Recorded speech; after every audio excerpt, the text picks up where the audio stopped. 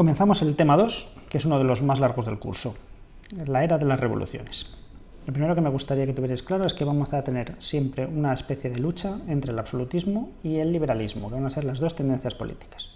El absolutismo ya lo sabéis, y el liberalismo va a ser la opción que en esta época, a partir de la Ilustración, va a empezar a cobrar fuerza. Y estos dos sistemas van a luchar en torno a distintos aspectos. Uno de ellos es la soberanía, es decir, la propiedad del país, del Estado. En el caso del absolutismo es el rey, es el que es el dueño del Estado. Mientras que en el caso del liberalismo es el pueblo. El pueblo puede que elija a sus representantes, pero el poder último reside en el propio pueblo. El poder también tiene unas distintas connotaciones. En el caso del absolutismo, el rey concentra los tres poderes, mientras que en el liberalismo el poder está separado. Son tres poderes diferentes. El poder judicial, el que decide si algo es justo o injusto, el poder legislativo, el que hace las leyes, y el poder ejecutivo, que es el gobierno. Puede haber una monarquía, el rey puede tener uno de los poderes, pero para que sea un sistema liberal, los tres poderes tienen que estar repartidos, tienen que estar separados. Otro aspecto importante es el sufragio, es decir, la capacidad de votar, de elegir a los representantes. En el caso del absolutismo no hay tal sufragio. El rey es rey por la gracia de Dios y porque pertenece a una familia que tiene un derecho divino. Por lo tanto, no se elige nada. Mientras que en el liberalismo, el pueblo, que es el que tiene el poder, elige a sus representantes. Otro aspecto es la fuente legal, de dónde salen las leyes, quién genera las leyes. En el caso del absolutismo, os podéis imaginar, el rey. El rey es la fuente legal, él es quien escribe las leyes, o por lo menos quien las aprueba. Mientras que en el liberalismo, la ley la va a realizar el Parlamento. Tiene que estar limitada por una Constitución, en caso de que la haya, pero en cualquier caso es el pueblo, a través de un Parlamento, el que genera las leyes. En el caso del aspecto de igualdad-desigualdad, obviamente en el absolutismo hay una desigualdad manifiesta. Ya sabéis que hay un grupo de no privilegiados, que es el tercer estado, el tercer estamento, mientras que hay otro grupo de privilegiados, que vosotros recordáis perfectamente, que son la nobleza y el clero. En el caso del liberalismo, no. Hay una igualdad entre todos los miembros de la sociedad, sin importancia de la clase social, sean más ricos o menos ricos. Todos deberían tener los mismos derechos y, por supuesto, los mismos deberes. Si nos centramos en el pensamiento, según el absolutismo, el rey, quien tiene los tres poderes, es el que controla el pensamiento, lo que se debe pensar, lo que se considera apropiado o inapropiado. Mientras que en el liberalismo debería haber una libertad de expresión absoluta, para que todas las tendencias o todos los pensamientos se puedan escuchar, se puedan expresar y se puedan tomar en consideración. En cuanto a los aspectos económicos, en el absolutismo, el mercantilismo y las fábricas controladas por el rey directamente van a ser el aspecto económico más importante. Mientras que en el liberalismo se van a seguir las ideas de Adam Smith, que ya hemos estudiado en el tema anterior. Es decir, que la economía se va a regular ella misma, el mercado se va a regular él mismo. No necesita que el rey, que el gobierno intervenga.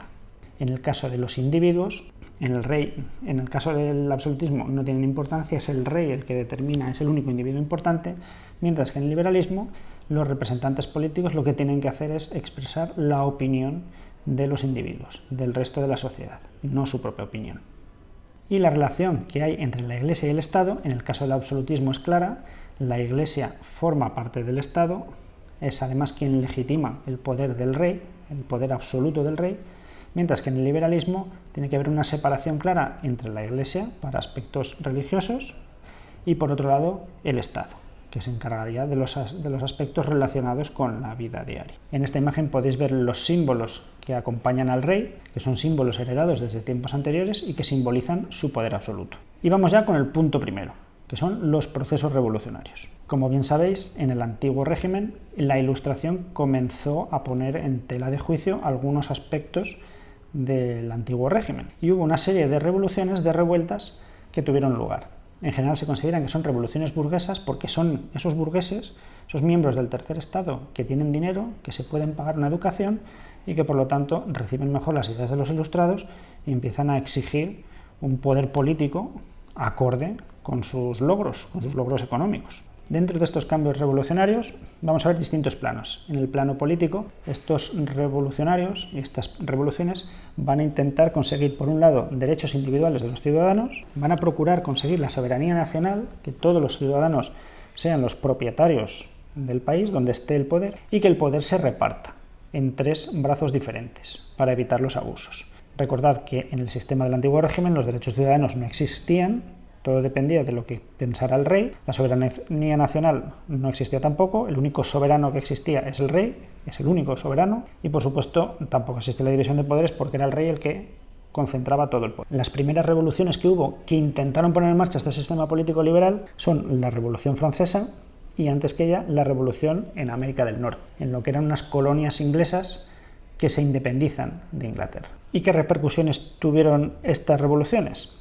Y fundamentalmente la de la Revolución Francesa. Esta revolución es la que marca el inicio de la Edad Contemporánea. Se considera que a partir de esta revolución el antiguo régimen se tambalea, prácticamente cae y comienza una nueva etapa que es en la que nos encontramos ahora. ¿Por qué? Pues en el plano económico lo que tenemos es que desaparecen los estamentos y se puso en marcha una economía que era de tipo totalmente industrial o empezará a ser totalmente industrial. En el plano social, esa desaparición de estamentos va a hacer que aparezca la nueva sociedad de clases basada en el mérito personal y por lo tanto en la riqueza de cada individuo. Y en el plano artístico veremos que hay un tipo de arte que va a cambiar, muchísimo más individual, más centrado en la persona, en el individuo, y que se va a centrar especialmente en la expresión de sentimientos.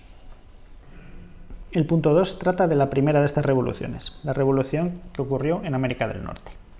En América del Norte existía una serie de colonias que pertenecían a Inglaterra, al Reino de Inglaterra. En estas recreaciones veis a los colonos ingleses cómo viven en pacífica actitud con los indígenas. Pues podéis imaginar que eso no era tan pacífico, ni fue tan bonito.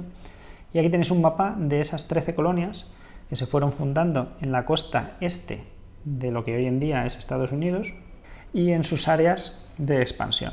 Si os fijáis, hay áreas que pertenecen a la zona de expansión de Rusia, zonas que pertenecen al área de expansión de la corona castellana de España y otras áreas que dependen de Inglaterra y de Francia. Este es un cuadro con la población, cómo fue creciendo la población. Fijaos la diferencia que hay entre 1625, que apenas llegaban a 2.000 personas, y cómo en 1775, es decir, poco más de un siglo y pico después, la población ha aumentado muchísimo. Ya tenemos 2 millones, casi 2 millones y medio. Estas colonias se organizaban mediante asambleas. Aquí tenéis una imagen de la primera asamblea que se hace en Virginia, pero realmente dependen para todo del Reino de Inglaterra o del Imperio Británico. Una guerra que tuvo lugar en 1756, una guerra entre Inglaterra y Francia, en la que por supuesto también participaron otros estados europeos, España entre ellos. Se salda con la victoria de Inglaterra, la derrota de Francia, de manera que las tropas que hay en América tienen que organizarse ellas mismas y tienen que luchar contra las tropas francesas que existen allí. ¿Esto qué originó? Que Inglaterra se expandió aún más por la zona de América del Norte y que los colonos ingleses que viven allí se dieran cuenta de su capacidad para ellos solos defenderse de un enemigo. De manera que empezaron a exigir un poder político acorde, porque ellos no podían decidir exactamente, aunque se reunieran en asambleas, realmente dependían del Parlamento inglés. Y en el Parlamento inglés no tenían ninguna representación. Es decir, en Londres legislaban para América, pero no había ningún americano que estuviera en ese Parlamento de Londres. De manera que empezó a haber una serie de protestas en la que exigían que una representación política parlamentaria o, si eso no se les permitía, entonces que no iban a pagar no iban a pagar impuestos. Que es lo que dice esa frase que se hizo muy famosa, no taxation without representation. Si no vamos a tener representación política, pues tampoco pagamos impuestos, porque no podemos decidir nuestros propios asuntos. ¿Qué ocurrió? Que en esta época había unas compañías, unas grandes compañías, como las que hoy llamamos multinacionales, en esa época no eran multinacionales, dependían del Estado, y estas compañías privadas tenían un monopolio de algunos productos. Por ejemplo, la Compañía Británica de las Indias Orientales eran las que comerciaban con Oriente. Y eso hacía que el té, por ejemplo, o algunos otros artículos, obligatoriamente los colonos ingleses tuvieran que comprárselo a esta compañía.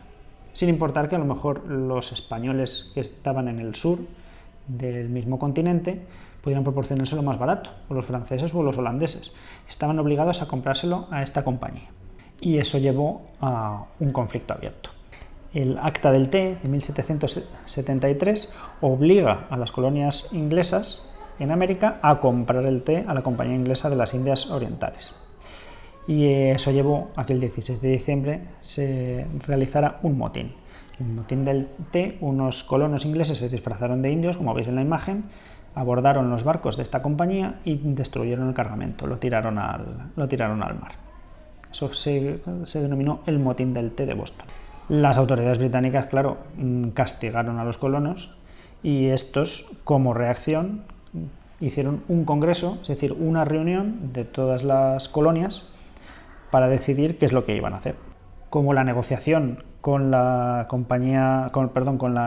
corona inglesa no fue fructífera, los representantes hicieron una declaración de independencia. Y en este Congreso Continental, directamente los representantes de las colonias declaran la independencia de estas colonias de la metrópoli. Que por supuesto lo que va a tener como consecuencia es que se inicia una guerra. El reino de Inglaterra, la corona británica, no va a admitir la independencia de su colonia, de manera que van a intentar reprimir esta independencia y se va a generar una guerra. Lo interesante es que estas colonias, cuando se reúnen, están imbuidas de los pensamientos de la Ilustración. No quieren reproducir en América la sociedad o de estamentos que había en la Europa de esa misma época. Y en un nuevo congreso, en una reunión en 1776 en Filadelfia, redactan la Declaración de los Derechos del Hombre.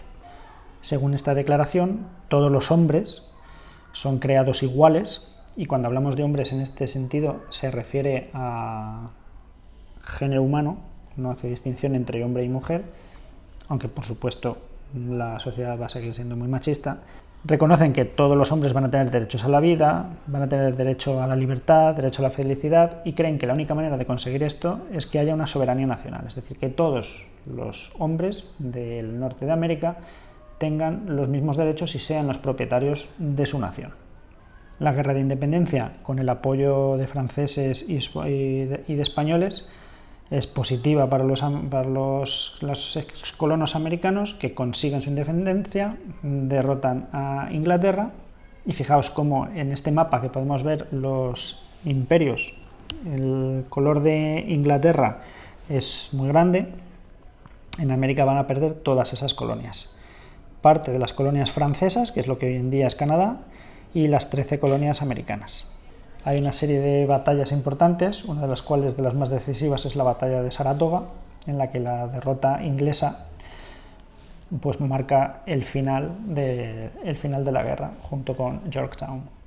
El primer presidente de los Estados Unidos era uno de los grandes generales de la guerra, George Washington, por eso la capital de Estados Unidos es Washington. Y en la Paz de París, Inglaterra finalmente reconoce formalmente la independencia de los nuevos Estados Unidos de América, que va a ser el nuevo país que se genera. Y por supuesto, como nuevo Estado, este nuevo Estado necesita una Constitución. Así que en 1787 se escribe la primera Constitución de la historia, que es la Constitución de Estados Unidos, que sigue en vigor, con muchas modificaciones, pero sigue siendo la original. Según esta Constitución, Estados Unidos, este nuevo país, se organiza como una república, es una república federal, es decir, una serie de estados que libremente están asociados, por eso es una federación. Establecen que tiene que haber una división de poderes, es decir, legislativo, judicial y ejecutivo. Esto es una influencia absolutamente directa de la Ilustración, como muy bien sabéis, y una forma de gobierno que dependerá de este sistema, es decir, será una república. El poder legislativo está en manos del Congreso, que a su vez está dividido en dos cámaras, una Cámara de Representantes y un Senado. Es algo parecido a lo que tenemos en España, en el Parlamento Español. Tenemos el Congreso de los Diputados y tenemos el Senado. Pues exactamente igual va a ser en Estados Unidos. El sistema judicial va a estar en manos de un tribunal, el Tribunal Supremo, y el ejecutivo en manos del presidente, que cada 4 años se elige por sufragio universal.